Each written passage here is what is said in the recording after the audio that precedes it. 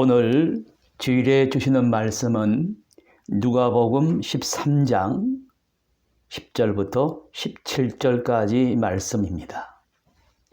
무엇이 거짓된 행복에 이르게 합니까?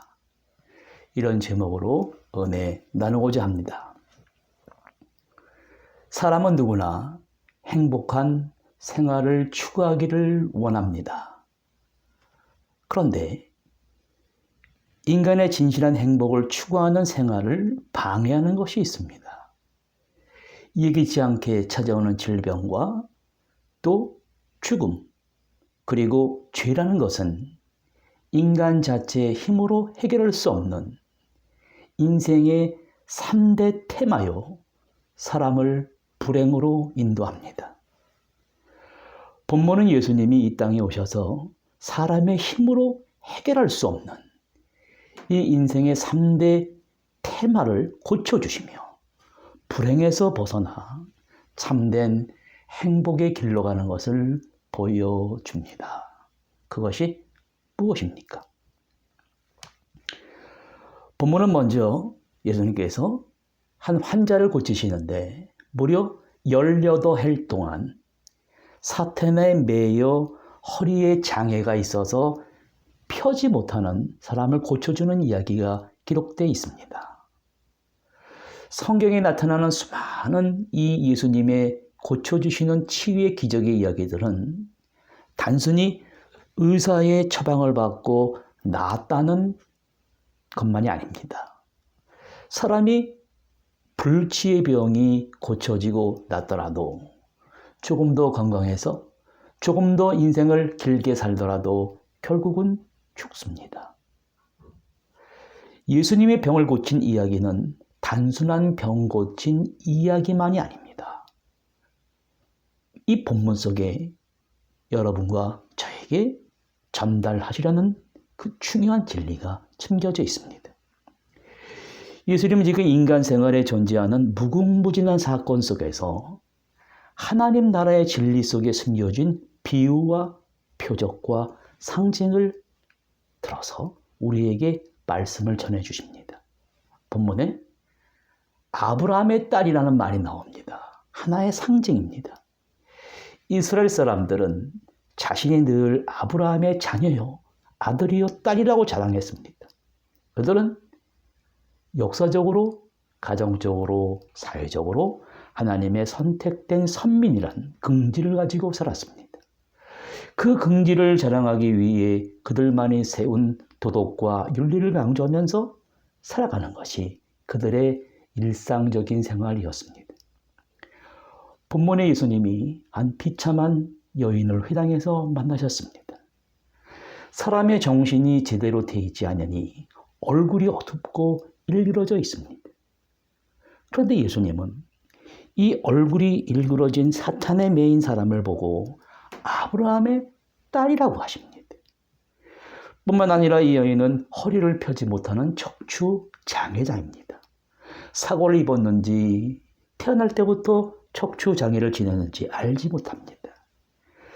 사람이 정신이 온전치 못하더라도 몸이라도 건강하면 조금 살아가는데 좀 낫지만 지금 귀신이 들려서 허리를 펴지 못하고 장애자로 살아간다는 것은 사람들이 보기에 아무런 쓸모없는 여인이었습니다. 몸도 정신도 인격도 총체적으로 병이 들었습니다.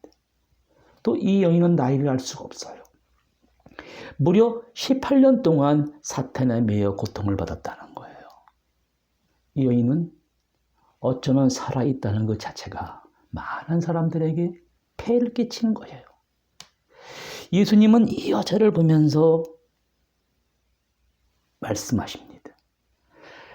18년 동안 사탄에게 매인받은 이 아브라함의 딸이라는 거예요.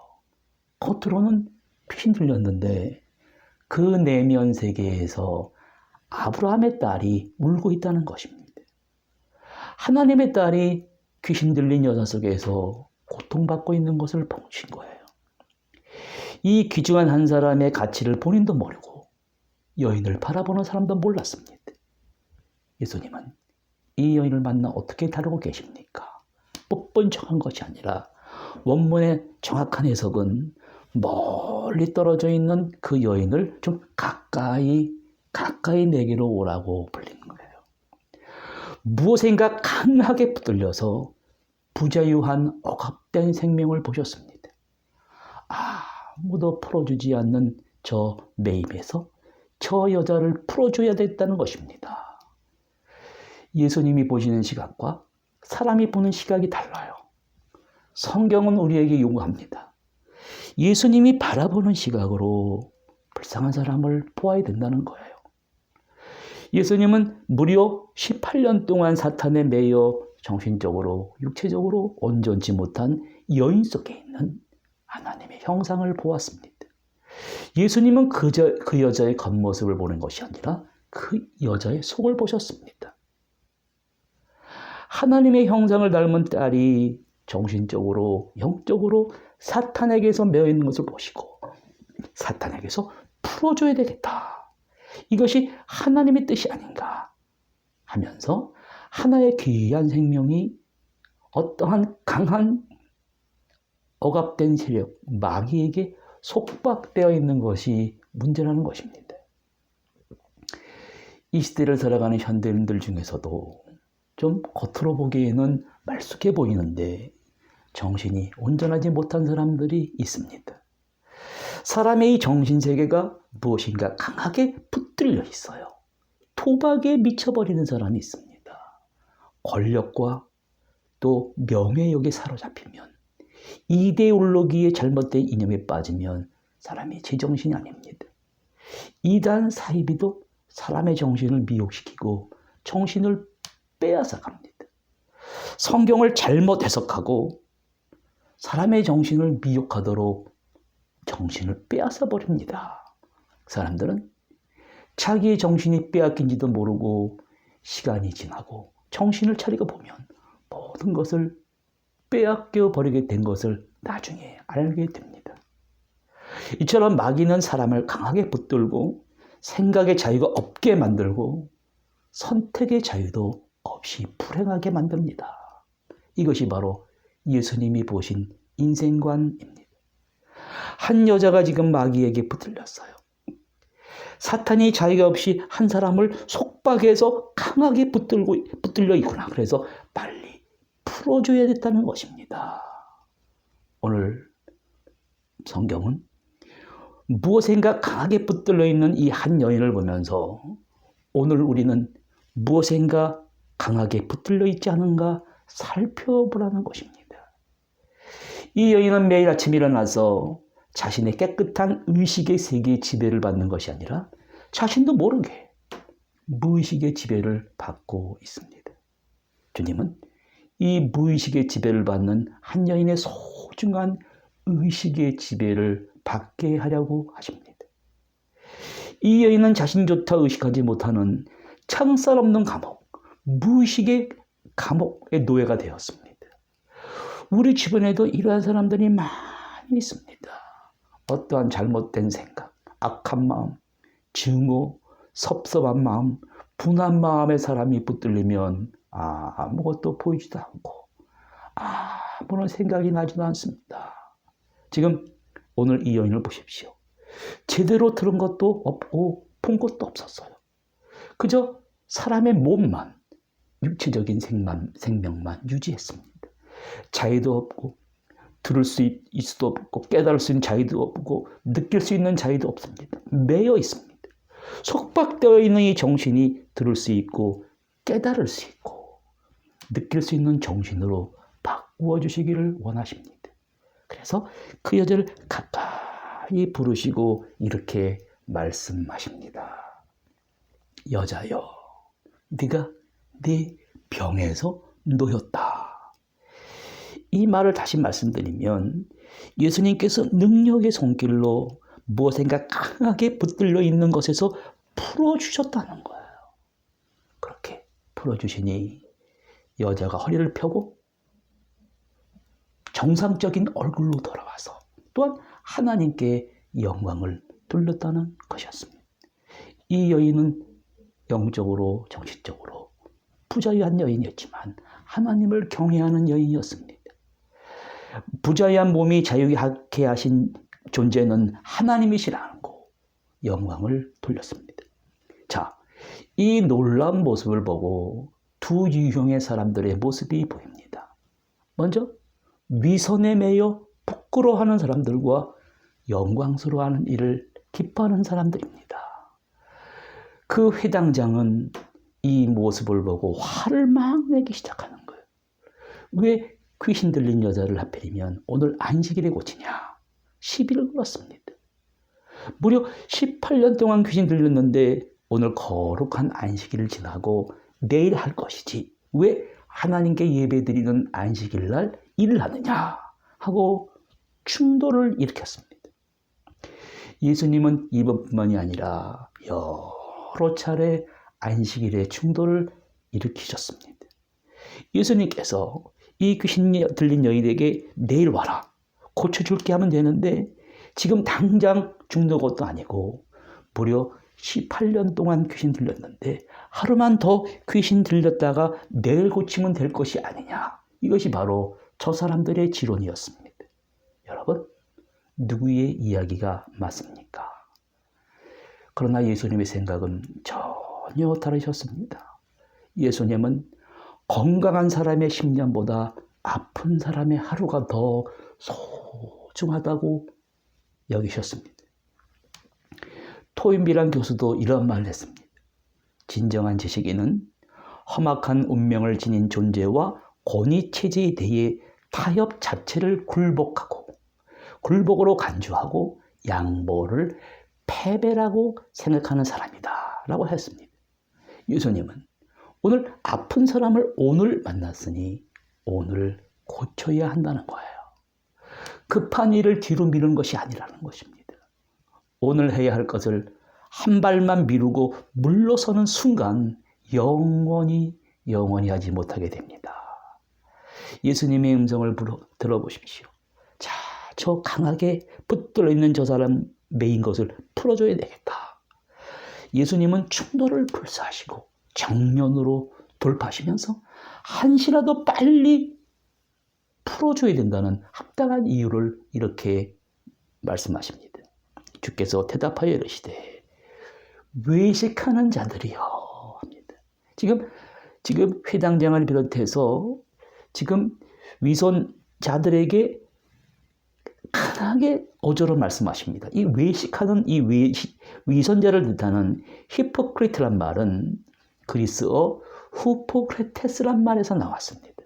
가면을 쓰고 마음과 달리 연기한다는 거예요. 어반 딕셔너리란 사전에는 이 히포크리트라는 위선자를 이렇게 정의하고 있습니다.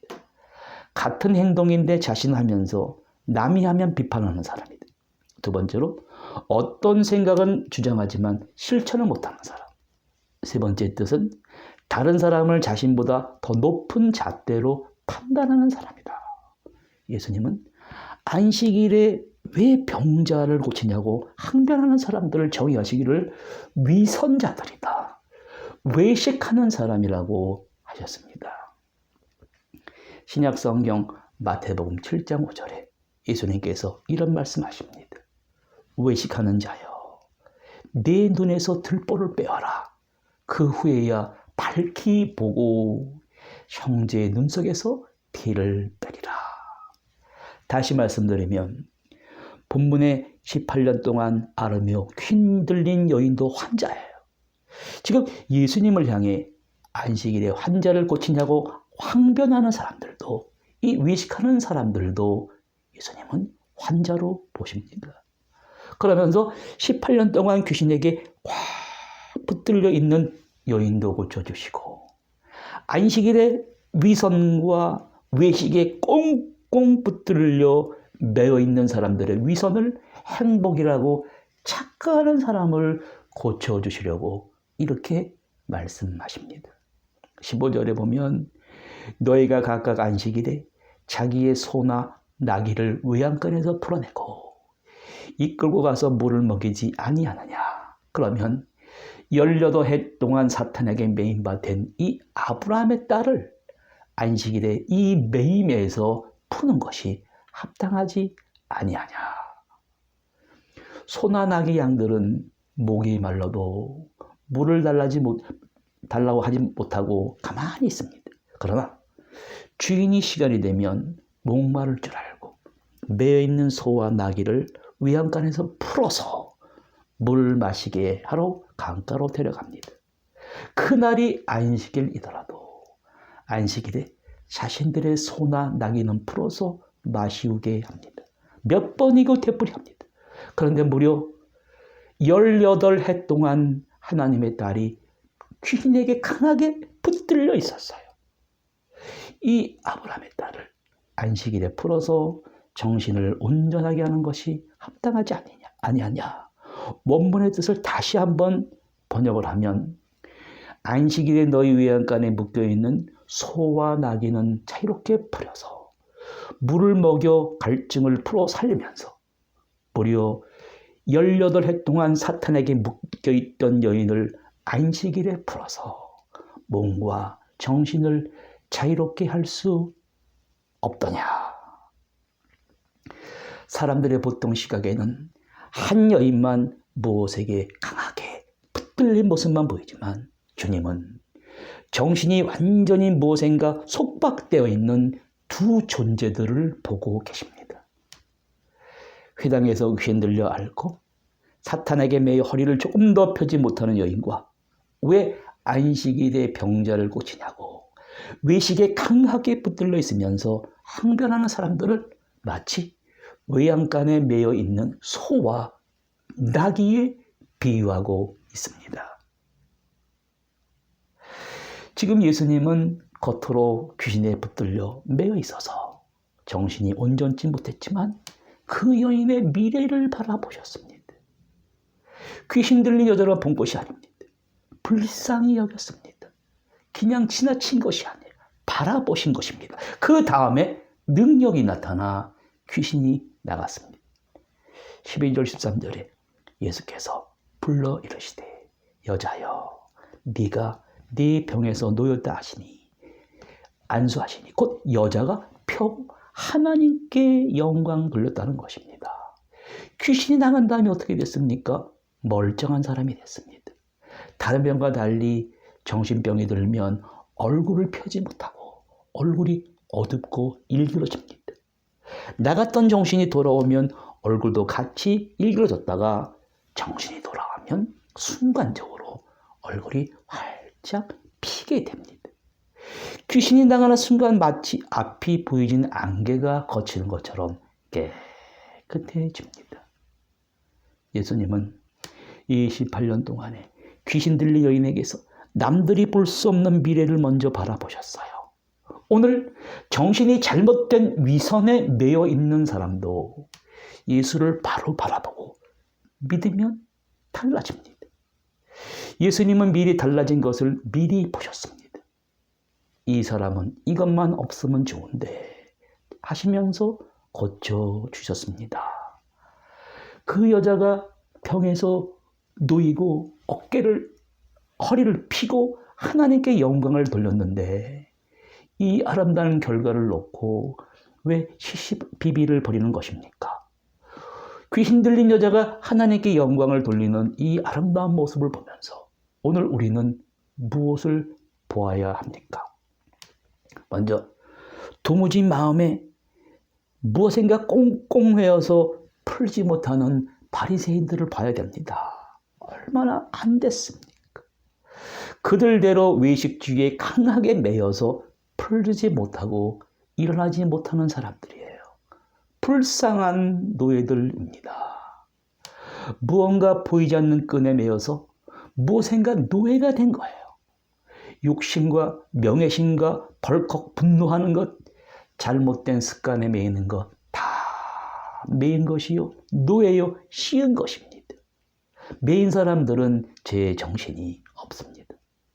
예수님은 이것을 이해하셨습니다. 저는 매였기 때문에 불쌍한 것이다. 풀어야 하겠다. 은총의 시각에서 바라보고 생각하셨어요. 모든 이해할 수 없는 불합리한 상황을 이해 안 되는 사람을 포기하고 외면하는 것이 아니라 은혜로 먼저 바라보셨어요. 은혜로 먼저 바라보시면 오늘의 기적 같은 상황이 우리에게도 펼쳐집니다. 주님은 아무런 기대감이 없는 상황 속에서 오직 이 여자를 은혜로 바라보신 거예요. 여러분, 많은 사람들이 오늘 나의 미래가 안 보인다고 합니다. 주님은 이 여인이 미래가 보여서 사랑하신 것이 아니에요. 가깝게 다가가서 사랑하면 미래가 보입니다. 자녀들이 태어나서 성장할 때 장난을 칩니다. 장난을 칠 때 부모는 이렇게 말합니다. 저 아이는 뛰어난 발명가가 되려나 보다. 안 그렇습니까? 사랑의 시각으로 바라보니까 그 자녀의 미래가 보이는 거예요. 오늘 예수님께서 이 여자를 봅니다. 이 매여있는 불쌍한 여자를 보면서 이제 예수님께서 병을 고치고 나면 이 여자가 멀쩡한 아름다운 사람이 될 것이고 그 다음에 한평생 주께서 내게 베푸신 은혜를 간증하며 살 것이라고 생각합니다. 그 아름다운 여자의 모습을 생각하는 거예요. 이것이 바로 예수님의 마음입니다. 오늘 성경에 행간 쌓인 이런 질문이 숨겨 있습니다. 오늘 여러분의 눈에 무엇이 보이냐고 묻습니다. 나의 미래가 어두워 보이지 않습니까? 경제적으로, 육체적으로, 정신적으로 매여있고 부자여십니까? 이보다 더 무서운 것은 위선의 노예가 된 것입니다. 거짓된 자아의 근원인 죄의 노예가 되어 불행을 행복이라고 착각하는 것입니다. 분명한 것은 이 두 존재가 어두운 세력에 매이는 것을 몰라요. 예수님께서 말씀하시는 거예요. 인간이라고 하기에 가장 비참한 이 사람도 아브라함의 딸이라고. 아브라함의 딸을 풀어주는 것이 마땅치 않느냐고 하십니다. 17절에 예수님께서 이 말씀을 하심에 반대하는 자들이 모두 부끄러워하고 온 무리가 그가 하시는 모든 영광스러운 일을 보고 기뻐했다고 합니다. 여러분, 사람이 온전한 자연이 될 때 하나님의 영광을 볼 수 있습니다. 또한 그동안 나도 모르게 매여있던 혈기의 노예로부터, 욕심의 노예로부터, 자존심의 노예가 된 무의식의 깊은 세계에 들려오는 주님의 음성을 오늘 우리도 들어야 합니다. 네가 네 병에서 놓였다. 네가 네 자신도 모르게 강하게 붙들려 있던 위선으로 거짓된 행복에 이르게 하는 것에서 네가 놓였다. 주님이 우리가 스스로 할 수 없는 것이 이 불가능한 일을 말씀을 통해 우리에게 주시는 내적인 힘과 확신을 가지고 자유케 할 수 있도록 도와주십니다. 자기도 모르게 묶여 살던 이 무의식의 세계 속에서 의식의 자기 세계로의 전환이 이루어져야 합니다. 예수님의 능력이 함께해야 됩니다. 스스로 벗지 못한 것을 벗겨주시고 풀지도 못하는 것을 풀어주셨습니다. 이길 수 없는 것을 이기게 해주시고 자유케 하는 순간 아름다운 여인이 된 것을 보셨습니다. 귀신으로부터 풀려난 이 아름다운 여인의 미래를 미리 바라보셨어요. 바리새인들의 시시비비는 알 바가 아닙니다. 안식에 벌어지는 충돌로 예수님은 결국 십자가의 고통까지 이어지는 핍박을 인내하시고 감수하셨습니다.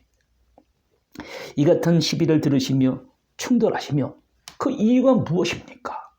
오늘도 또 다른 사탄의 결박인 외식에 묶여 살아가는 스스로 풀 수 없는 죄인들을 위해 십자가의 고통까지 받으시면서 값을 지불하시고 우리를 강한 결박에서 풀어주신 것입니다. 자유해지고 행복해지기 위해 풀어주셨습니다.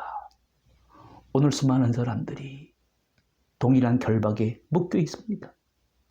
우리에게 사탄을 결박을 풀 수 있는 자유케 하는 사명을 주셨습니다.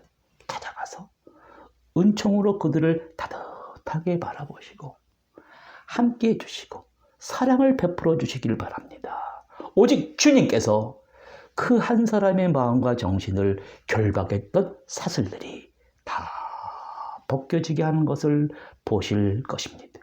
그 놀라운 광경을 보면서 오직 하나님께만 영광을 돌리시기 바랍니다. 지혜로운 사람은 자신에게 어떠한 일이 일어나든지 분노하거나 저항하지 않음으로 행복과 평온을 누릴 수 있습니다. 지혜로운 사람은 깊이 생각합니다.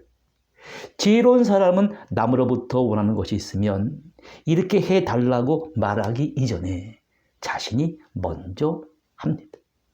지혜로운 사람은 나는 아직도 모른다는 심정으로 다른 사람의 이야기에 귀를 기울입니다. 지혜로운 사람은 남이 나를 칠 때 겸손히 굽힐 줄 압니다. 무엇이 사람을 거짓된 행복으로 인도합니까? 성경은 우리가 거짓된 행복을 누리는 지식인이 되는 것보다 지혜로운 사람으로 진정한 행복한 삶을 누려야 하지 않겠는가 묻고 있습니다. 그러한 성도님들 되시기를 바랍니다. 기도하시겠습니다. 하나님 아버지, 주님의 보혈의 은총으로 죄 사슬에 매여서 헤어나지 못하던 저희들을 자유케 하심을 감사드립니다. 우리 주변에 많은 사람들이 불쌍하게 매여 있습니다. 우리가 찾아가지 않으면 거짓된 행복을 추구하며 어두운 흑암 속에서 헤매이고 갇혀서 헤어날 수가 없습니다. 오늘 주님의 음성, 여자여, 네가 자유케 되었다.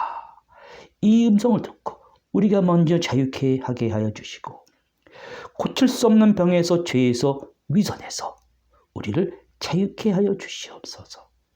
이처럼 깊은 고통에서 자유케 하는 이 귀중한 사역에 우리를 불러주셨사오니 고통받는 이웃들을 찾아가 우리가 먼저 풀리고 자유케 됨을 전하게 하여 주시고 이웃들도 거짓된 행복에 이르게 하는 길에서 벗어나게 하여 주시옵소서.